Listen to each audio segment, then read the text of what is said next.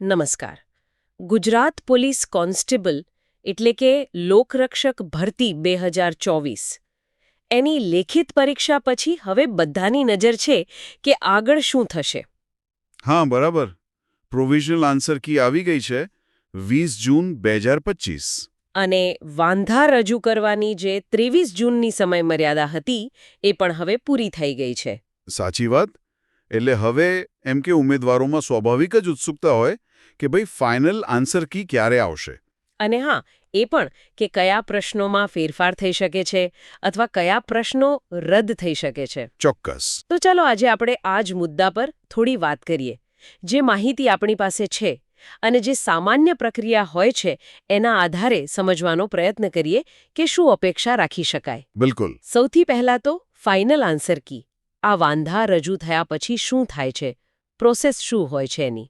જુઓ, હવે ભરતી બોર્ડ શું કરશે કે જે નિષ્ણાત સમિતિ નિમાઈ હોય છે એ દરેક વાંધા અને રજૂઆતને બહુ જ ધ્યાનથી જોશે. મતલબ એવું નથી કે ખાલી ફોર્માલિટી હોય. ના, એ લોકો દરેક પોઈન્ટને ચકાસે છે. હવે આ આખી પ્રક્રિયામાં સામાન્ય રીતે એમ માનો ને કે 1-2 અઠવાડિયા જેવો સમય લાગી શકે. ઓકે, 1-2 અઠવાડિયા. એટલે આપણે એમ કહી શકીએ કે જુલાઈ 2025ના પહેલા કે બીજા અઠવાડિયામાં કદાચ આવી જાય. શું લાગે છે? હા, અત્યાર સુધીનો જે ટ્રેન્ડ રહ્યો છે અને જે પ્રક્રિયાનો સમય છે એ જોતા આ શક્યતા ઘણી પ્રબળ છે. જુલાઈ 1 કે 2nd વીક.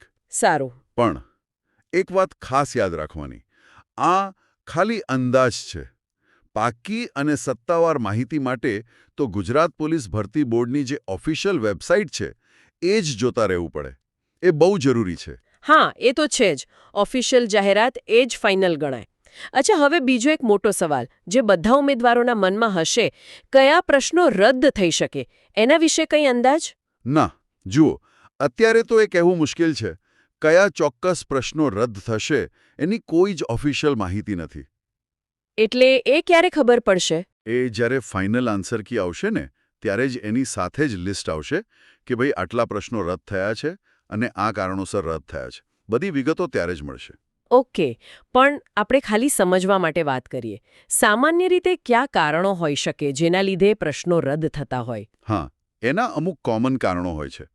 જેમ કે પ્રશ્નો પોતે જ ખોટો હોય, એમાં કંઈક ભૂલ હોય, શબ્દો બરાબર ના હોય અથવા કન્ફ્યુઝિંગ હોય.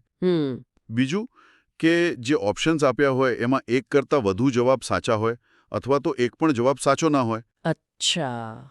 અને ક્યારેક એવું પણ બને કે પ્રશ્ન સિલેબસની બહારનો પૂછાઈ ગયો હોય. ઓ. એટલે નિષ્ણાત સમિતિ આ બધા જ પાસા તપાસે છે. ઉમેદવારોએ જે રજૂઆત કરી હોય એને ધ્યાનમાં રાખીને પછી નિર્ણય લેવાય છે. સમજાયું. મતલબ આખી પ્રોસેસ ધ્યાન માંગી લેવી છે. તો અત્યારે જ્યારે ફાઇનલ કીની રાહ જોવાઈ રહી છે, ઉમેદવારે શું કરવું જોઈએ? શું ધ્યાન રાખવું જોઈએ? મુખ્ય સલાહ તો એક જ છે. ધીરજ રાખો. ફાઇનલ આન્સર કીની રાહ જુઓ. હા. અને ફરીથી કહીશ, સૌથી અગત્યનું ઓફિશિયલ વેબસાઇટ. બસ એ નિયમિત ચેક કરતા રહો. કોઈ પણ અપડેટ સૌથી પહેલા ત્યાં જ આવશે. બરાબર. અને ધારો કે અમુક પ્રશ્નો રદ થાય તો એના માર્ક્સનું શું? એની ગણતરી કેવી રીતે થશે? હા, એ પણ સારો પ્રશ્ન છે.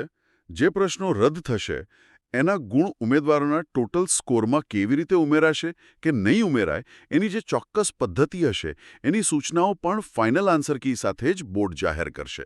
એમાં બધી જ સ્પષ્ટતા હશે. ઓકે, એટલે એની ચિંતા કરવાની જરૂર નથી. એ માહિતી મળી જશે. બિલકુલ. અને જો કોઈ ઉમેદવારને કંઈ પૂછવું હોય, કંઈ કન્ફ્યુઝન હોય આ દરમિયાન, તો એ કોનો સંપર્ક કરી શકે? કોઈ હેલ્પલાઇન જેવું ખરું? હા, ચોક્કસ. બોર્ડે હેલ્પલાઇન નંબરો આપેલા છે. ઉમેદવારોની સુવિધા માટે જ છે. એ નંબરો નોંધી શકાય એમ છે. હા, જણાવો ને. 8168 80331. બીજો છે 8168 53877 અને ત્રીજો 8168 09253. ઓકે. અને એક ટોલ ફ્રી નંબર પણ છે 1800-233-5500. આના પર સવારે 11થી સાંજે 5:30 સુધી ફોન કરીને પૂછી શકાય છે. સરસ. આ માહિતી ખરેખર ઉપયોગી થશે ઘણા ઉમેદવારો માટે. અને આપણે ફરી એકવાર સ્પષ્ટ કરી દઈએ કે અત્યારે આપણે જે વાત કરી રહ્યા છીએ એ બધી ઉપલબ્ધ માહિતી અને સામાન્ય પ્રક્રિયાઓના આધારે છે. હા, બરાબર. સૌથી સાચી અને છેલ્લી માહિતી માટે તો ભરતી બોર્ડની ઓફિશિયલ વેબસાઇટ જ જોવી. તદ્દન સાચું કહ્યું. એટલે ટૂંકમાં કહીએ તો ફાઇનલ આન્સર કી માટે જુલાઈના પહેલા કે બીજા અઠવાડિયા સુધી રાહ જોવી પડી શકે. અને રદ થયેલા પ્રશ્નોની માહિતી પણ ત્યારે જ મળશે. હા, બસ એ જ. અને અંતે એક વિચાર આપણે મૂકી શકીએ.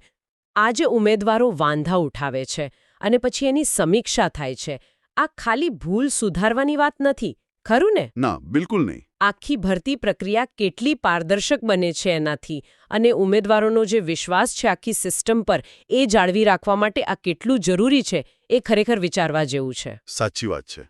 આ પારદર્શિતા અને વિશ્વાસ માટે આખી પ્રક્રિયા બહુ મહત્વની છે.